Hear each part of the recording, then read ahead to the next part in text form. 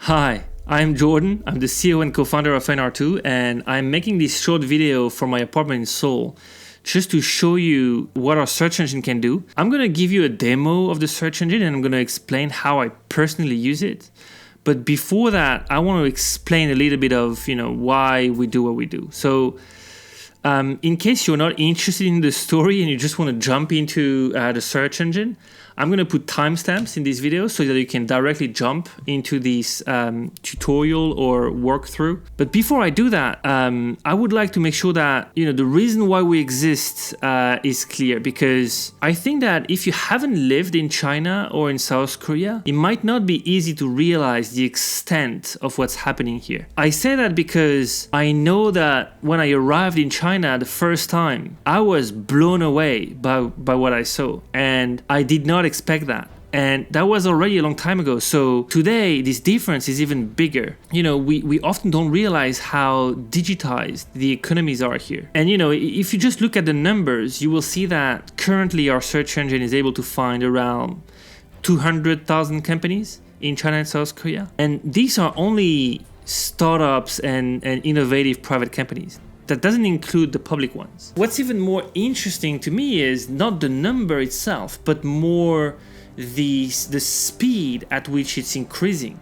So yes, we already have a lot of companies, and if you look at unicorns only, you'll realize that in China, it will be somewhere between 250 to 300 unicorns. In Korea, it's between 11 and 12, depending on Coupang, who just went through an IPO a few days ago. So it was a unicorn, but now it's a public company, so it wouldn't count. These numbers are quite high if you consider the size of the countries. These companies, each of them is disrupting their industry in a way that is relevant to the entire world. Even though they start from their local ecosystem, they tend to now go global and have an impact which goes way beyond China and South Korea.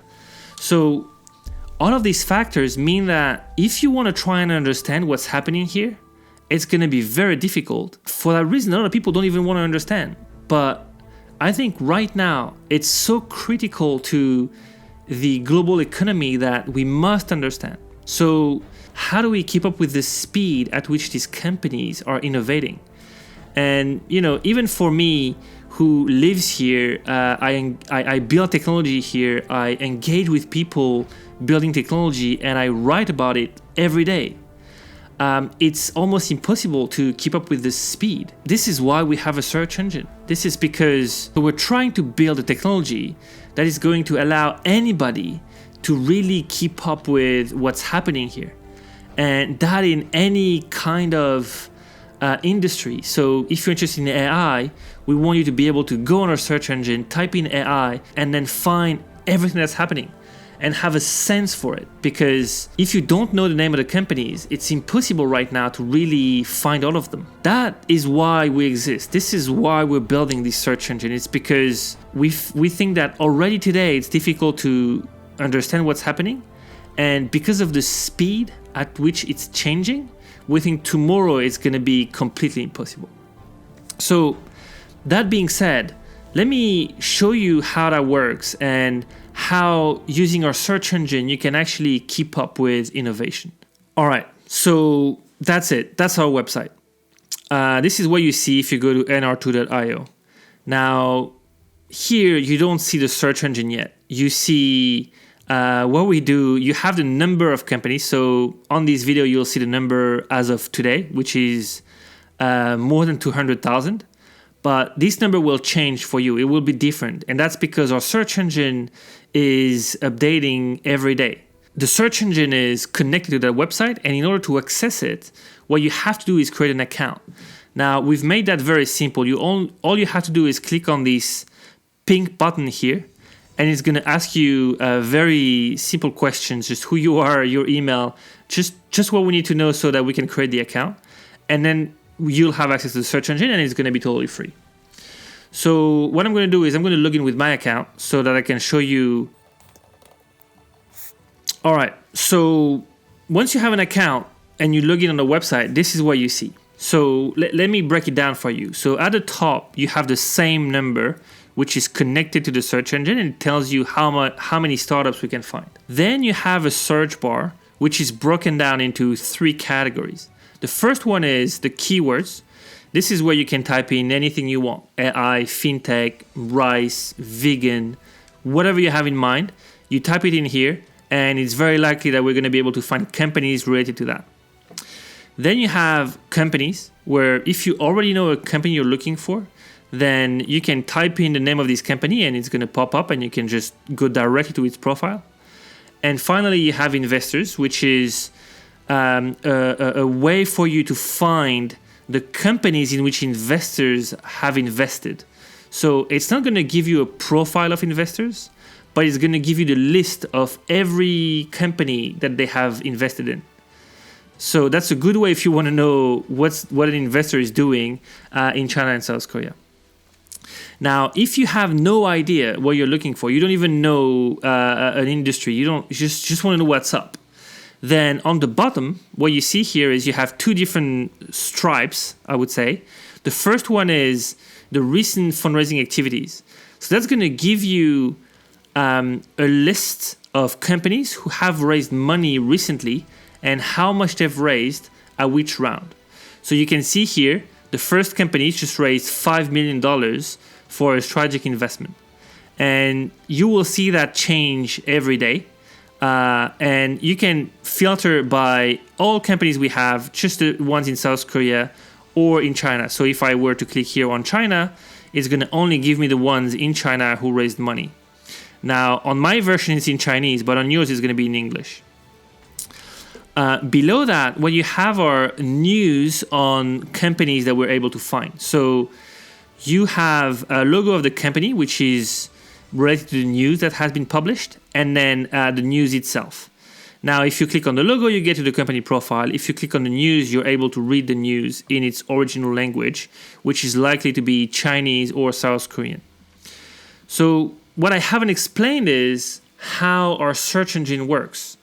And what you need to understand is, in order for us to be able to show you all those data and all those companies, we need to look on the internet for information in Chinese, English, and Korean, which means that behind the search engine is a lot of data in Chinese and in Korean.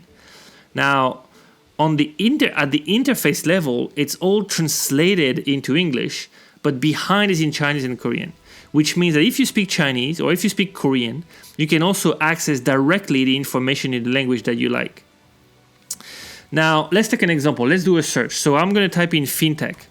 When I do that, what happens is I can just type in enter, and then I'm going to get to the result of my search.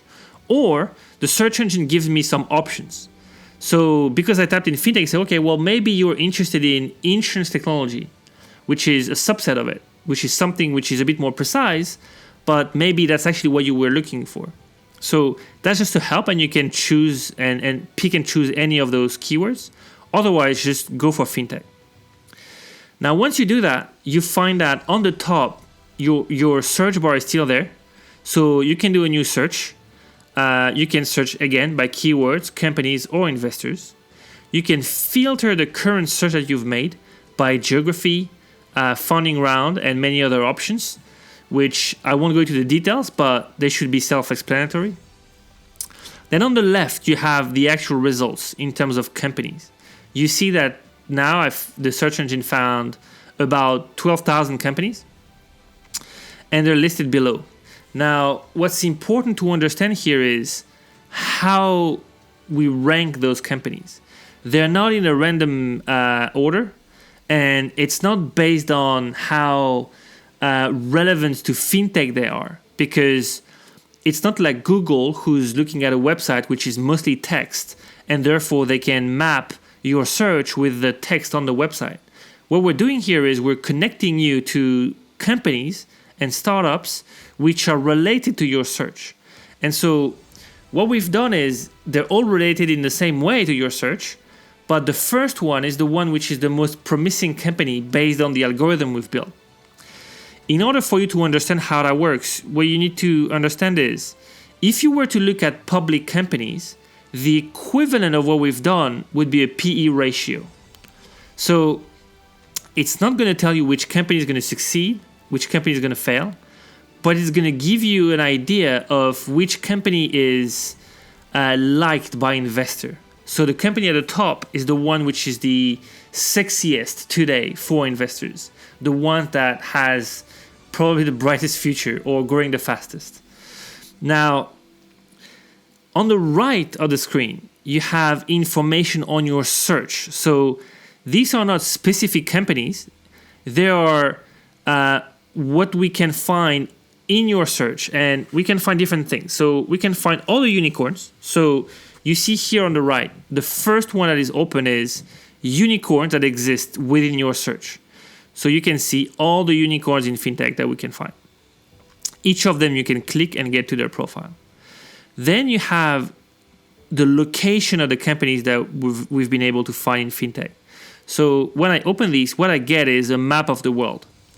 And I can zoom in that map and figure out where those companies are. And what you see here is, which is interesting, is you will see the innovation hubs within the search that you've made. So in fintech here, I see 3 main innovation hubs in China. They're basically the Beijing area, the Shanghai area, and then I see the Shenzhen, Hong Kong area. Now, you also see South Korea has quite a lot of startups. And that already gives you an idea of where those startups are located. And you can click on any of those numbers to filter your search within these geographies. Then you might want to know who are the top investors in these categories in the search that you've made. And you find them here. So what you see here is the investor who's invested in the most companies in the fintech industry in China and South Korea is Sequoia China. The second one is IDG Capital. Third one, Matrix Partners China. And so again, each of those investors are clickable. You click on them and you know their entire portfolio. And finally, what we provide is a breakdown of how much has been invested per round in your search. So you can see here that a lot of money has been invested in strategic investments in fintech. Now, let's say I want to filter this search. I want to look at Chinese companies only. Then I go in my filters, I do my filter, and then I see now I'm left with 9,000 companies. I will click on one of them. So I can click on any. I see here 4 Paradigm, which is one I mentioned in my newsletter recently. So I'm quite keen to actually check their profile. So I'll click on it, and here's what I get. So the profile appears on the right. I have a screenshot of their website, which is clickable. If I click here, then I get to their website and I can browse directly their website. If it's available in English, you'll have the English version. If it's not, then you'll have the Chinese or Korean version. And if I scroll down, then I get an overview of that company. So I'm going to find their CEO. If we can, we're going to provide you with their social media profile. So in this case, you see that Daiwen Yuan has a LinkedIn account and a Weibo account. Both of them you can click on and you get access to them. Then you have information on the company, the valuation if we have it, their latest funding round, the size of the company, and most importantly, their keywords, which are actual expertise of these companies. This is what our algorithms have found to be relevant to that company. Now, what's interesting is each of them is clickable. So let's say you look at this profile and you think, okay, so for Paradigm is listed as a smart manufacturing expert. So I can click on smart manufacturing. I'm going to be asked, do you really want to refresh your search? Yes, I want to. And then I'm going to have on the left all companies that within China are doing smart manufacturing. And you see, I only have 1,500 left. Now, this is very important because this is how on our website you're able to do targeted competitive analysis. This is a way for you to not only look at similar companies, but actually look at companies that are competitors in very specific expertise. So I've chosen smart manufacturing, but I could take another one. I could take deep learning. Now, if I do the same at deep learning, I'm going to see, okay, now I have 600 companies doing deep learning that are relevant to look at right now. So let's pick a company. So I can choose, for example, Shukun, which is another company who's just doing deep learning. And I have the same kind of information on who they are, the CEO, and their latest valuation. If I'm not interested in competitive analysis and I want to look at fundraising, for example, I can scroll down and arrive to fundraising status. Now, if you look at this here, what you see is this company, Shukun, is categorized as a medical devices and software company. So we found it through deep learning, but we're still categorizing in medtech, basically. What that means is we're comparing these companies' fundraising to this entire industry. This is what this graph is all about. It's about contextualizing fundraising of this company within the industry. The way it's done is for each round, we've looked at how much the entire industry have raised, and we've shown that in a box plot. Now, the way a box plot works is you have this blue area that you see, this rectangle, which is actually how much half of the company in this industry have raised. And then the black bars on top and the bottom are how much 25% of the companies have raised above or below these 50%. So that means, if I take an example, that if I take the E round for medical devices and software, I see that half of the companies have raised between $25 million and let's say $80 million. And then below that, 25% have raised around 15 to 25. And above that, about 25% have raised between 80 to $160 million. Now, the green dots that you see on this graph are how much Shukun have raised. And so I can zoom in because Shukun is currently the latest funding round is the D round. So if you look at how much they've raised, you see that it's a way for you to realize that Shukun is raising above the market in this industry. They're raising more money. So it gives you a trend, which is very difficult to see if you don't have all the data on those startups. And then, of course, if you want to see the details, you can scroll down, and we're going to give you, for each round, the date, the amount, and all the investors involved. And, of course, each of those investors is clickable, and if you click on them, you'll see the entire portfolio. And then, finally, what we provide is a list of news. So, of course, all of these companies are often in the media, and this is data that we use to gather all this information. And what we do is we actually share those articles that we find with you. So if you go here, you see that a blue curve, which tells you how many articles have been published on this company at any given time. And if you click on this button here, it's going to give you the details of all those articles. And it's going to give them to you in the original language, which, as you can see here, is often in Chinese. But you can also read it in English, and you can click on any of them to actually go and see the original version of the article. So that's about what you can do with the search engine. Now, of course, the beauty of it is you can go through the filters and do your own research. So, for example, if I'm interested in, let's say, AI, I want to know what's happening in AI. And then within AI, I'm only interested in companies which have been incorporated in the last year or so. So I'm going to go here, incorporation date, 2020, January. And now I only see companies which have been incorporated in the last year. And maybe what I want to see is, among those companies, I only want those who have raised more than $22 million. And now I'm left with 6 companies. And so that means that by playing with the filters and doing your own searches, you can start to have an understanding of what's happening and how things evolve in time. We think that this is how you really understand what's happening in China and in South Korea. Now, this search engine might not be as precise as you want. Maybe it will not be able to find you companies in your very, very, very specific industry.